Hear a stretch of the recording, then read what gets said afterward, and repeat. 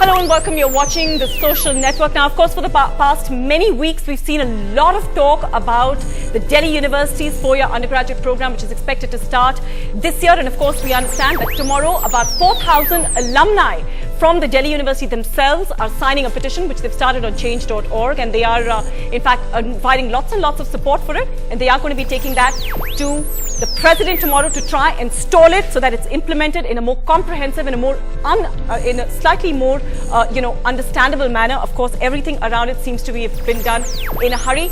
So on The Social Network today, we ask autonomous or unaccountable, Delhi University won't debate the 4-year undergraduate program. You can tweet to us live at TSN on NDTV, and of course you can email us at tsn@ndtv.com. Now, before we introduce our panelists for the day, let's quickly listen into some of the voices that have come from the Delhi University. The most important issue for this university is to ensure that the university contributes substantially, significantly in India's growth story. Europe के उस मशहूर कवि ने कहा था कि मुझे उस भारी मशीन जो मेरी तरफ चली आ रही है, मिट्टी खोदने वाली, मुझे उससे डर नहीं लगता है। वो डर लगता है छोटे से इंसान से जिसके ऊपर बैठा हुआ है, कहीं उसका दिमाग न फिर जाए, वो सवाल उठाना शुरू कर। सवाल पूछने वाला इंसान बहुत खतरनाक होता है, और आपकी जो स्ट्राइक है वो अधिकार मांग रही है सवाल पूछने का। अब जो हो रहा है, जो माहौल आया है, not only the kind of curriculum कि आप सारा टाइम एग्जाम करते रहें और रट के पास करते रहें, आपको ना सवाल पूछने का, ना सोचने का, समझने का, ना बात रखने का टाइम है। उसके अलावा एक बहुत ड्रैकोनियन एटमॉस्फेयर जहाँ पे जो लेसन सिखाया जा रहा है कि अगर आपको इंडिपेंडेंट राय हो तो आप उसको मत रखिए, क्योंकि आपके डर के मारे कि आपके खिलाफ एक्शन लिया जाएगा।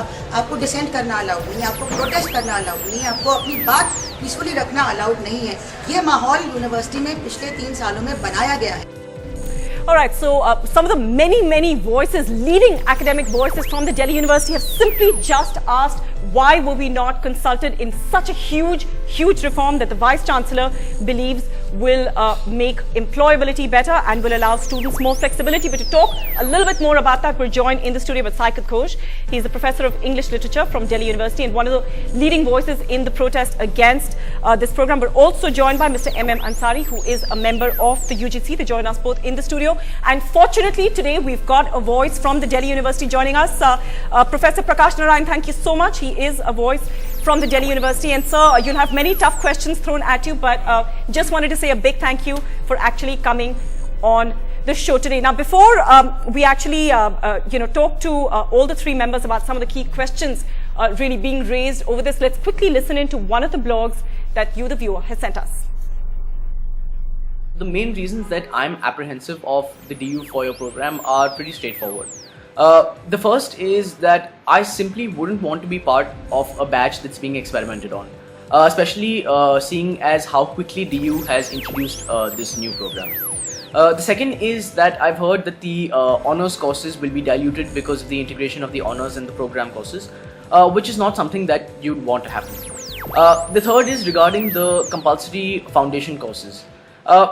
The whole idea of college is to choose your discipline and to study subjects related to it, to study subjects that you want to study. And so instead of being compulsory, the foundation courses should be optional so that the student can choose what subjects he or she would like to study. So those, of course, are some of the comments that are coming in. But I just want to start with you, Mr. Ansari. One of the big key, stakeholders in this entire reform that the Vice Chancellor is trying to bring into education is, of course, the HRD Ministry, which has simply washed its hands off this entire process, saying that it's basically an autonomous body, Delhi University, and we leave it up to them to take the decision. But is that not sending a completely and hugely dangerous precedent in that sense?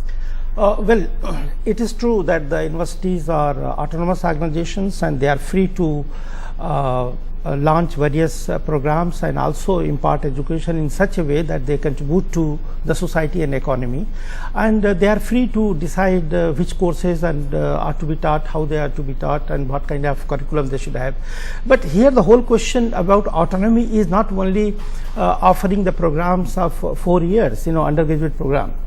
it raises many other important questions, and that is that this program leads to a departure from our national education 10 plus 2 policy, plus 3, yeah. where we have 10 plus 2 plus 3 Yeah. system.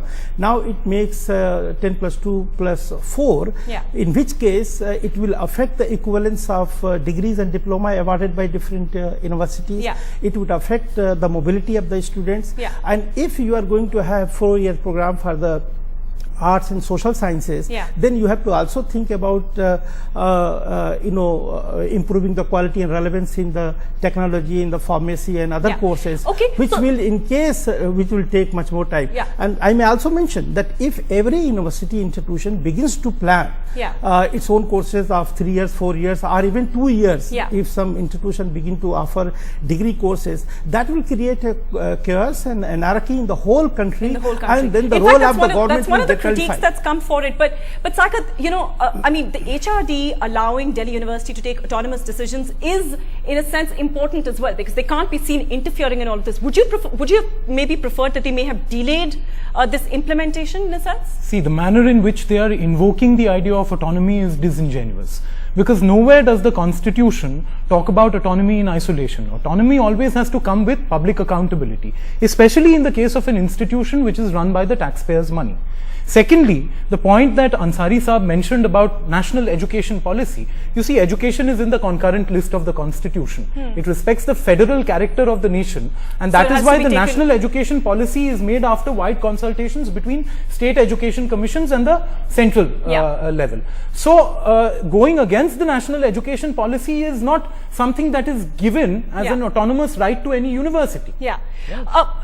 Professor Narayan, would you like to step in and clarify some of the points that both of them are making? I mean, there has been criticism not just about the policy itself, about the reform itself, but in the way that it's been done. It's been completely done almost overnight without consulting. I mean, you heard some of the big academic voices from Delhi University completely saying that we had no say in it. We have a right to protest, and you should have the responsibility to respond to their protests.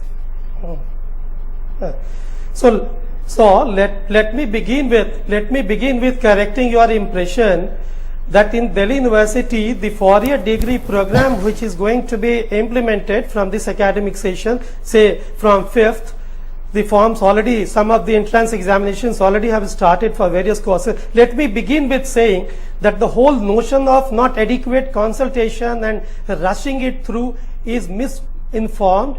As you know, the whole debate, the whole idea of this reform started 2 years back, not 2 years back. I'll take you back to 2008.